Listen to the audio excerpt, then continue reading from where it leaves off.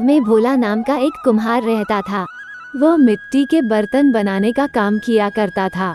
उसके काम में इतनी सफाई थी कि आसपास के गांव में शायद ही कोई कुम्हार उसके जैसे बर्तन बनाता हो। वह अपने काम में इतना प्रसिद्ध था कि आसपास के गांव के लोग उसके यहाँ से बर्तन खरीद ले जाया करते थे। वो रोज सुबह अपने मिट्टी के बर्तनों को गधे पर रखता और आसपास के गांव में बेचने निकल जाया करता और शाम होते होते उसके सारे बर्तन बिक जाया करते। इस काम से उसे अच्छी खासी कमाई हो जाया करती थी और उसका जीवन बड़े ही मजे में चल रहा था। भोला के घर के थोड़ा सा आगे हरिया नाम का आदमी रहता था। वह भोला की तरक्की से काफी जलता था और उसे जब भी मौका मिलता वह भोला को परेशान किया करता। एक दिन की बात है, सुबह सुबह भोला मिट्टी के बर्तन अपने गधे पर रखकर हरिया के घर के सामने से निकल रहा था कि तभी उसने देखा कि मुर्गी का एक चूजा सड़क के उस पार से भागता हुआ आया और उसके गधे के पैरों के नीचे आकर मारा गया। अरे मेरी मुर्गी का चूजा मार डाला, अरे मेरी मुर्गी का चूजा मार डाला। भोला तुम अंधे हो गए हो क्या? अपने गधे को देख के नहीं चला सकते? मुर्गी के चूजे को तुमने मार डाला। क्या तुम्हारे गधे को रास्ते पे चलती हुई मुर्गी का चूजा नजर नहीं आया? इतना प्यारा चूजा तुमने और तुम्हारे गधे ने मिलकर उसे मार डाला। भाई मुझे माफ कर दो, मुझे तो ये मुर्गी का चूजा दिखाई ही नहीं पड़ा, समझ ही नहीं आया कि कब मेरे गधे के पैरों के नीचे आ गया। माफी मांगने से क्या होगा? इससे मेरा नुकसान थोड़ा ही ना पूरा हो जाएगा। मुर्गी के बच्चे की कीमत चुकानी होगी। ठीक है, अच्छा बताओ मुझे इसकी कितनी कीमत चुकानी पड़ेगी?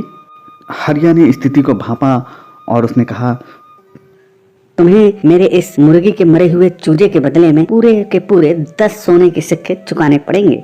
बाप रे, 10 सोने के सिक्के? अरे भैया ये किस हिसाब से मांग रहे हो? जब तक भीड़ जमा हो गई, कई लोग इस तमाशे को देखने के लिए इकट्ठे हो गए। 10 रुपए से ज्यादा कीमत ना होगी इस चूजे की? तुम इसके बदले में 10 सोने के सिक्के मांग रहे हो? दिमाग तो ठीक है ना तुम्हारा? यह तो सरासर बेईमानी है। अगर यह मुर्गी का बच्चा मरा ना होता तो यह कई सारे अंडे देता और उन अंडों से फिर कई सारे चूजे निकलते और इस तरह मेरी कमाई 10 सोने के सिक्के के बराबर हो जाती। आसपास खड़े लोग काना फूसी करने लगे। बेचारा कुम्हार तो बेवजह मारा गया। तभी वहाँ से गांव के मुखिया जी गुजर रहे थे। उन्होंने भीड़ देखी तो वो भी वहाँ पहुँच गए। अरे मुखिया जी, अब आप ही इस गरीब का फैसला कीजिए। भोला कुम्हार और हरिया दोनों ही मुखिया जी के पास जाकर खड़े हो गए और हरिया ने अपनी दलील पेश की। हुजूर, इस भोला कुम्हार की लापरवाही की वजह से मेरी मुर्गी का बच्चा मारा गया है। वह मरा हुआ मुर्गी का चूजा अगर जिंदा होता तो 2 साल में असंख्य अंडे देता और उन अंडों से असंख्य चूजे पैदा होते। इससे मेरा काफी मुनाफा हो जाता और अगर मैं उस मुनाफे को जोड़ूं तो वो कम से कम 10 सोने के सिक्के के बराबर होता।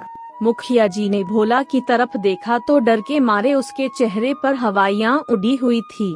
फिर मुखिया जी ने कुछ क्षण सोचा और भोला कुम्हार से कहा, तुम इस आदमी को 10 सोने के सिक्के दे दो, क्योंकि तुमने हरिया की मुर्गी का चूजा मारा है जिसकी कीमत 10 सोने के सिक्के के बराबर होती है, जैसा कि यह बता रहा है। भीड़ में खड़े लोगों के आश्चर्य का ठिकाना ही न रहा। जब उन्होंने मुखिया के मुंह से ये बात सुनी तो उन्हें लगा था मुखिया जी तो न्याय की बात करेंगे, पर यह तो सरासर अन्याय हो गया। तभी भोला कुम्हार ने कहा, मुखिया जी, इस मामूली सी मुर्गी के बच्चे की कीमत 10 सोने के सिक्कों के बराबर कैसे हो सकती है? हुजूर, आपका न्याय हमेशा सही होता है।